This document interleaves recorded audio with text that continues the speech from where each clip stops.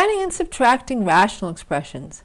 To add or subtract rational expressions, we must first find a common denominator and use the following property of fractions. So if you have a common denominator, you add fractions by adding the numerators. Although any common denominator will work, it's best to use the least common denominator. It's just going to be easier to work with, and you're not going to have to reduce at the end. The least common denominator is found by factoring each denominator and taking the product of the distinct factors, using the highest power that appears in any of the factors. In the first example, 3 divided by x minus 1 plus x divided by x plus 2. Notice the denominators have nothing in common, so we're looking at factors. X minus 1 is a factor, x plus 2 is a factor. So it's a factor because it's anything that's combined with addition and subtraction makes one factor. So since they're different, the least common denominator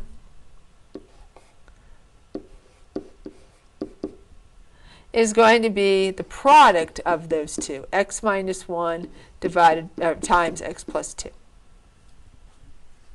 So we're going to multiply both the numerator and denominator by whatever factor from the least common denominator is missing. So long as you do it to the numerator and the denominator, it's just like multiplying by 1. So here, I have the x minus 1, but I don't have the x plus 2. So we're going to multiply the numerator by x plus 2. If we do that to the numerator, we have to also do that to the denominator. And notice that if we could always cancel out those x plus 2's, and we're right back to what we had before. All right, the second term has x plus 2 in the denominator, but it's missing the x minus 1. So we're going to multiply the x by the x minus 1 and the x plus 2 by x minus 1. And now we have a common denominator. And whether I write it as x minus 1 times x plus 2 or x plus 2 times x minus 1, it's the same value. I'm just going to write it like the first one. All right, so we've got 3 times x, that'll give us 3x. 3 times 2 will give us 6. It's getting kind of low here on this. I guess I didn't give myself enough space. I'm going to extend the board a little bit since we don't need the top anymore. Yep.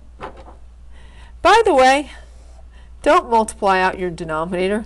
Just keep it as factors. It's less work. Just your numerator, so you can combine your like terms. But the denominator, leave it factor form. You don't have to multiply that out at all. X times x would be x squared. X times negative 1 would be a negative x. And I'll write the denominator the same way on both of these.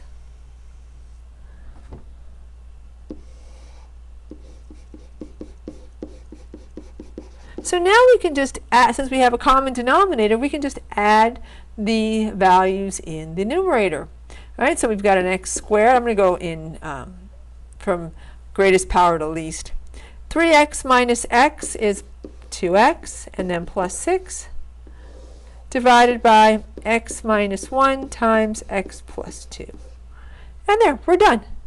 Let's look at the second one. Now, the second one, we'll need to factor the denominator there, the x squared minus 1.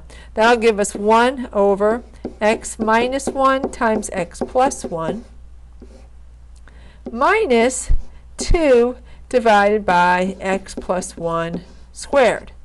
Right? So the denominator of the first fraction is x minus 1, x plus 1. But the denominator of the second fraction is x plus 1 squared. I had that plugged in. I can say it's supposed to be charging. It's the craziest plug.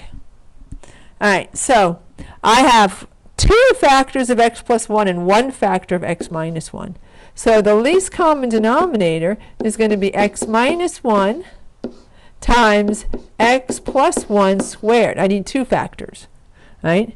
One of them has one factor, one of them has two. I don't need any more than the highest power of x plus 1's, which is x plus 1 squared. All right, so the first fraction is missing an x plus 1. So we're going to multiply the numerator and the denominator by x plus 1. And you know, I'm just going to put a squared there. That'll take care of multiplying it by x plus 1. The second one is missing an x minus 1.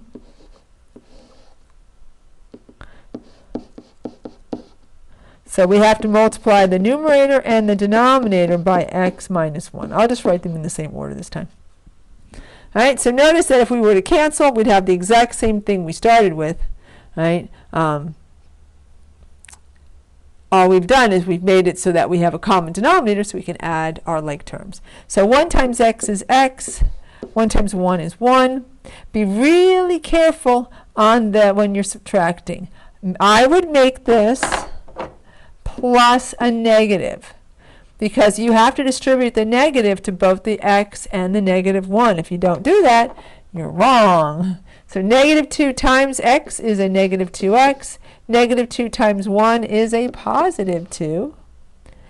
Right? And I'm just going to write the denominator once. You can write the denominator each time, or you can just combine the like terms and save yourself a step and write the denominators. Write that whole numerator over the one denominator. Either way is correct. So whether you do it like this or you do it like this, they're both fine. Now let's combine like terms. So we've got 3. We add the 2 and the 1. X minus 2x would be a negative x. So 3 minus x divided by x minus 1 over, times x plus 1 squared. I would not bother to multiply that out. There's no point, right? That's just fine. All right, so now in the next video, we're going to look at compound fractions, a fraction and a fraction. So thanks for watching. See you later.